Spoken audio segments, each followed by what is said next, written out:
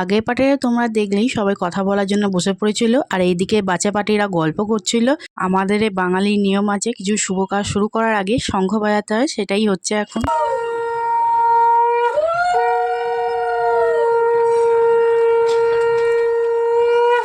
শঙ্খ বাজানোর পরেই আমাদের এখানে শুভ কাজ শুরু হয়ে গেল, লেখালেখি করছে, কথাবার্তা শুরু হয়েছে। আর আজকে খুব গরম পড়েছে, এই জন্য মামা দুষ্টুমি করে বড় ফ্যানে সবার গায়ে ছুঁড়ে মারছে। এই দেখো সবাই কি হাসাহাসি করছে এইখানে। তারপর কথাবার্তার পর সবাইকে চা দেওয়া হলো, সবাই চা খেতে খেতে একটু গল্প করে নিচ্ছে।